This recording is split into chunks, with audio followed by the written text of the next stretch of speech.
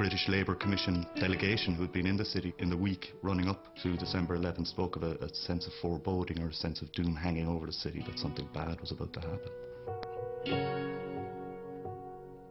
The burning of Cork City on the night of December the 11th, 1920 was the most extensive single act of vandalism committed in the whole period of the national struggle. But it would be a mistake to regard it as an isolated incident. In 1 month, the forces of law and order had burned and partially destroyed 24 towns. In 1 week, they had shot up and sacked Balbriggan, Ennisdiamond, Mallow, Milltown, Malbay, Lahinch and Trim. 1920. The Irish War of Independence was raging out of control. It was a guerrilla war, fueled by acts of personalised bloodletting. In the 9 months leading up to the burning of Cork, the city streets became the battleground in an escalating cycle of violence between the Republican volunteers and the British authorities.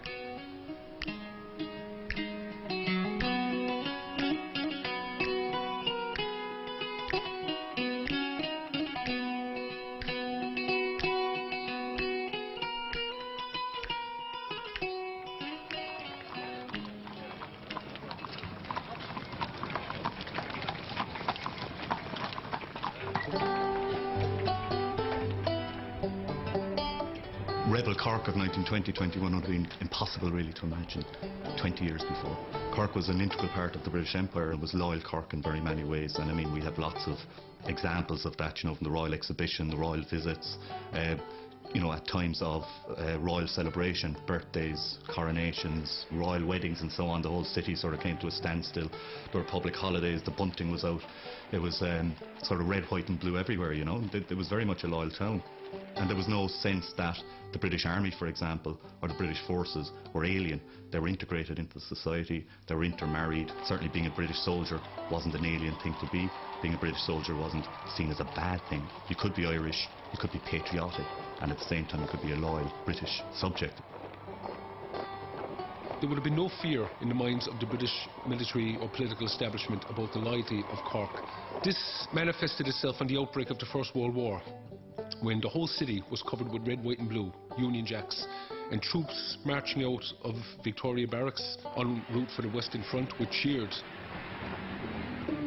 Over 5,000 men from the ranks of loyal Cork answered the call and enlisted to fight for the United Kingdom.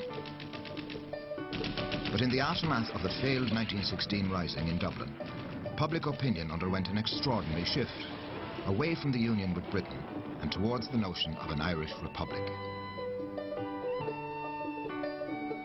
Irish people were outraged by the daily reports of executions of rebel leaders.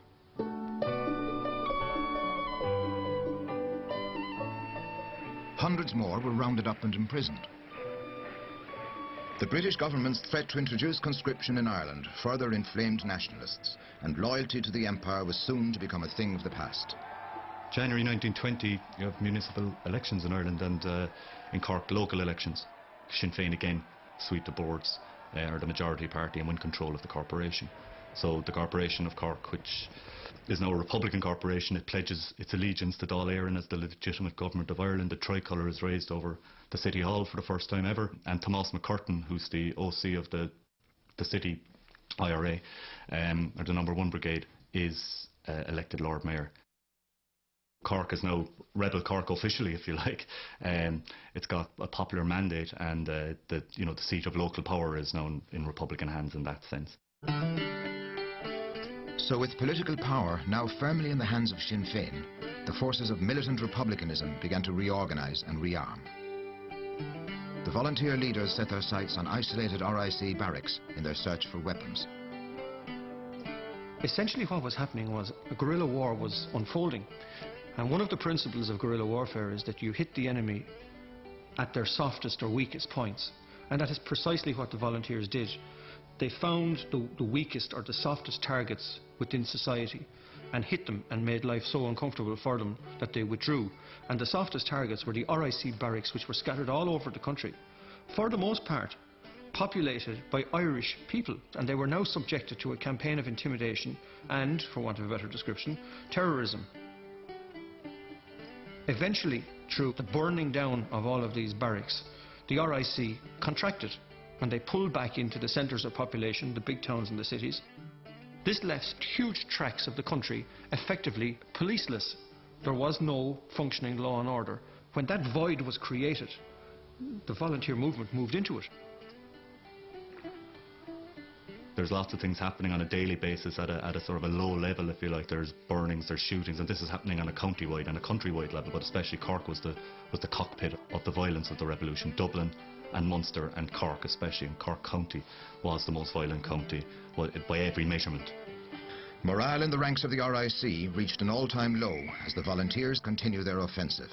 Many constables resigned and recruitment had ground to a standstill. The British began a recruitment drive in England. In the early months of 1920, these new RIC recruits arrived in Ireland. They became known as the Black and Tans. The Black and Tans were a ragtag outfit of demobilised ex-servicemen who were brought over here to carry out a police function, and they did it particularly badly. Now they were quite alien to the community in some ways. They weren't like the old RIC who had local knowledge and so on. Most of them weren't Irish, and the sort of material that was given to them by the authorities suggested that, look, they're all Sinn Féiners, they're all potential murderers. The idea was to sort of make life hell, really, if you like, for the civilian population, because in a guerrilla warfare situation, the guerrilla army is dependent upon the community.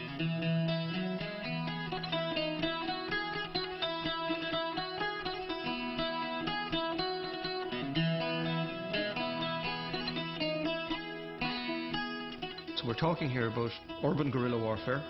We're talking about people who are of the community, who are harboured by the community, who blend back into the community immediately after an action has taken place, and the community doesn't surrender them. The community knows who they are, and the community harbours them and protects them.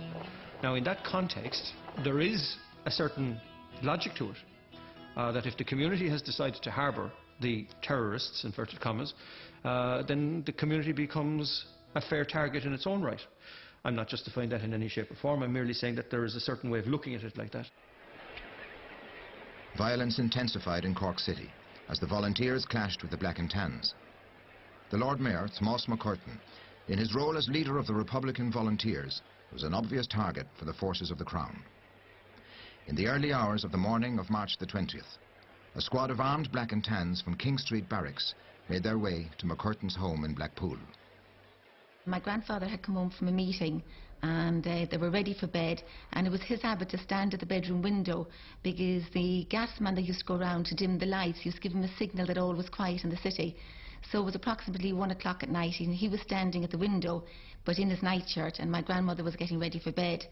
And a knock came to the door and she went downstairs, and men with blackened faces burst in the door, pulling her to one side, and two of them rushed up the stairs. And when they got to the landing, now they knew their way around the house, which was an amazing thing as well. They got to the top of the landing, they called him out saying, "McCurtain, we want you." When he came out into the landing, they shot him just outside his bedroom door. It took him about an hour to die, and his last words were, "Into thy hands, O Lord, I commend my spirit."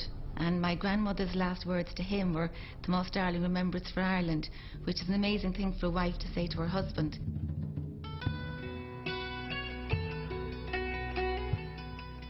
Well, the funeral of Tomás McCurtain was an absolutely massive affair. I mean, the whole city came to a standstill, thousands of people lining the streets, the volunteers marching, Guard of Honour marching in formation, coming them on.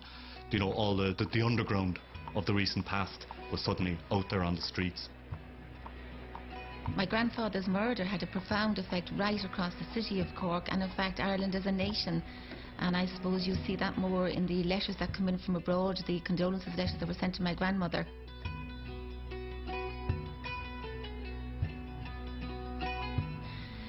The city came to a standstill after his death.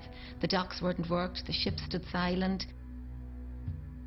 On the personal side, it's very hard to describe what it must have meant to a family. I mean, you had my grandmother, who was pregnant with twin girls at the time, that she lost shortly afterwards, and then you had 5 young children in the house. And whereas, yes, they were Republicans by birth already, the effect their father's murder had them stood with them for the rest of their lives.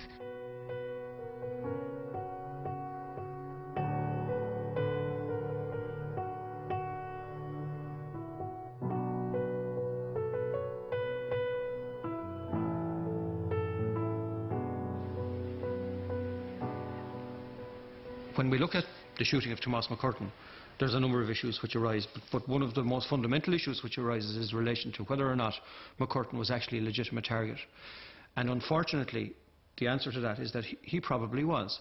While he was the Lord Mayor and he had moved into politics, he was still the brigade commander. He was a guy who was taking with him an awful lot of baggage from previous years.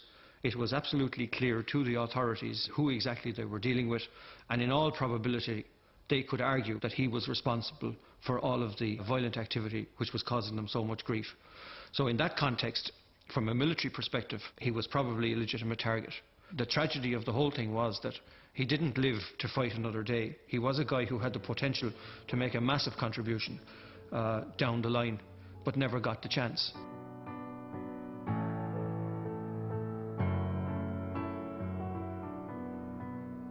Terence MacSweeney replaces McCurtain both as Lord Mayor. He was elected Lord Mayor in succession to McCurtain.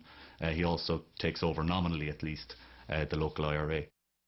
My father's first reaction as Lord Mayor was to buy the front of St Finbarr's Cemetery, to bury Tomás McCurtain and a called a Republican plot. And within less than a year, he was buried there.